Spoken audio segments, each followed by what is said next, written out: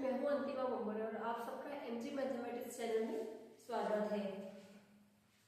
आज हम पढ़ेंगे बहुपद पॉलिनोमियल। पॉलिनोमियल क्या होता है उसके बारे में हम पढ़े। अगर हमारे पास कोई वेरिएबल होता है, वेरिएबल मतलब वो चीज जो हमारी चेंज होती रहती है, एक्स वाई जेड। जनरली हम एक्स वाई जेड इनको वेरिएबल में लिखते हैं। एक बार मैं आपको वेरिएबल और कांस्टेंट बता देती हूँ। वेरिएबल क्या होता है, जैसे टू हमारा है कांस्टेंट, 4 कांस्टेंट, 5 कांस्टेंट। जैसे 2 वो 2 4 होना है। आपने आज के 5 साल पहले भी अगर 2 और 2 को प्लस किया तो वो 4 होगा। आज के 5 साल बाद भी आप 2 और 2 को प्लस करोगे तो 4 होगा। पाई की वैल्यू अगर आपने 10th क्लास में कोई सवाल किया उसमें पाई की वैल्यू आपने हल करके रखी है तो वो 22/7 होगी। 12th में भी पाई की वैल्यू 22/7 होगी और 8th में भी 22/7 होगी। ये चीज हो गई हमारी कांस्टेंट। और दूसरी चीज होती है हमारी वेरिएबल। वेरिएबल मतलब एक्स वाई जेड। जैसे आज हम कोई सवाल हल कर रहे हैं तो उसमें एक्स की वैल्यू 2 आ रही है। हो सकता है नेक्स्ट सवाल हम हल करें उसमें एक्स की वैल्यू 4 आ जाए, वाई की वैल्यू 0 आ रही है। तो हो सकता है कल हम जो सवाल उसको हल करें सॉल्व करें उसमें वाई की वैल्यू 2 आ जाए। मतलब वो चीज जिसका मान हर सवाल में बदलता रहता है। जनरली हम ऐसे समझ सकते हैं एक्स वाई जेड हमारा होगा वेरिएबल और जो कांस्टेंट होगा जो 2, 3, 4 या फिर जो कांस्टेंट संख्या है पाई वगैरह वो हमारी कांस्टेंट।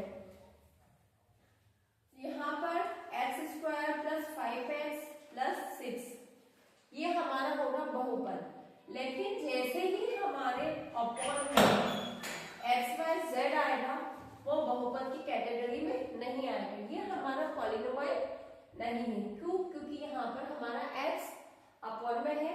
अरे इसकी जगह अगर हमारे पास संख्या दी हुई है 5√x + 6 तो ये भी हमारा बहुपद नहीं है क्योंकि यहाँ पर रूट में x दिया हुआ होगा। ये सिंपल सी चीज है लेकिन वो आपको 8 नंबर के ऑब्जेक्टिव में आती है, इसलिए आपको ये ध्यान रखनी। ये हमारा बहुपद है, पॉलिनोमियल है। यहाँ पर क्योंकि x हमारा अपॉन में आ रहा है इसलिए ये पॉलिनोमियल नहीं है और यहाँ पर x रूट में आ रहा है इसलिए ये भी हमारा पॉलिनोमियल नहीं है। मतलब हमें x की इंटीजर पावर ही मिलेगी तो वो हमारा बहुपद होगा। सेकंड, हमसे क्वेश्चन पूछा जाता है कि अगर ये बहुपद है तो कितने पदी बहुपद है। पद से मतलब हमारे ये हमारा 1 पद हुआ, ये 2 पद हुआ और ये 3 पद हुआ। मतलब उसमें जितने टर्म आ रही है हम उसको बोलेंगे उतने पदी। जैसे अभी हमने ये एग्जाम्पल लिखा है, ये बहुपद हुआ हमारा 1 पदी। अगर हम सेकंड नंबर पे एग्जाम्पल दे 6x तो वो उदाहरण होगा हमारा 1 पदी उदाहरण। ये है हमारा 1 पदी, ये हमारा 3 पदी। इसकी जगह में अगर एग्जाम्पल लो 7x² 9 क्योंकि इसमें हमारे 2 टर्म है तो ये उदाहरण हुआ हमारा द्विपदी का। मतलब जितने भी उसमें टर्म आएंगे हम उसको उतने पद मान बोलेंगे। सिंपल सी लैंग्वेज में थोड़ा सा याद करने के लिए हम ऐसा भी समझ सकते हैं। त्रिपदी में हमारे पास 2 साइन आएंगे प्लस या माइनस के। 1 पदी में कोई भी साइन नहीं होगा और द्विपदी में हमारा 1 साइन आएगा प्लस या माइनस का। उसके आगे आता है हमारा पावर। रेखिक बहुपद है, द्विघाती बहुपद है या त्रिघाती बहुपद है, ये बताइए।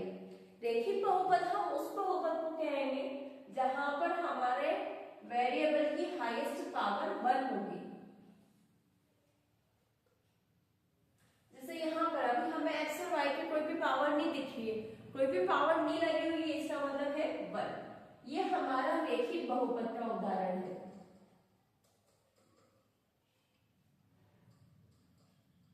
रेखिक मतलब हमारी पावर होगी 1। ये x² + 2x - 6।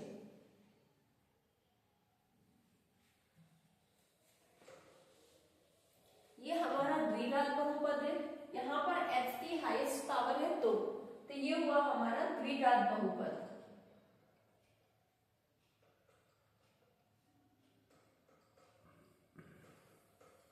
अगर यहाँ पर आ जाए हमारे पास 7x की पावर 4 + 2x - 7 तो यहाँ पर हमारे पास x की हाईएस्ट पावर है 4 ये हुआ हमारा चतुर्थराति।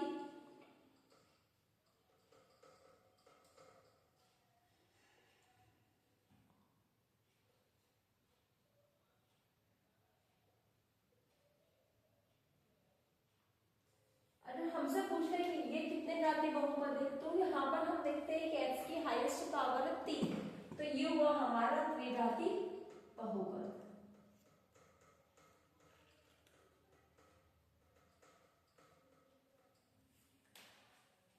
ये रेखिक बहुपद, क्योंकि यहाँ पर हमारी x की हाईएस्ट पावर 1 है, इसलिए ये रेखिक बहुपद। द्विघाती बहुपद, जहां पर हमारे x की घात 2 है तो द्विघाती बहुपद, x की घात 4 है हाईएस्ट तो चतुर्थघाती, यहाँ पर x की अधिकतम पावर 3 है तो ये त्रिघाती बहुपद। तो फ्रेंड्स, आपको मेरा वीडियो पसंद आया होगा। अगर आपको मेरा वीडियो पसंद आया हो तो ज्यादा से ज्यादा इसको लाइक कीजिए, शेयर कीजिए और मेरे चैनल को सब्सक्राइब कीजिए। बाय।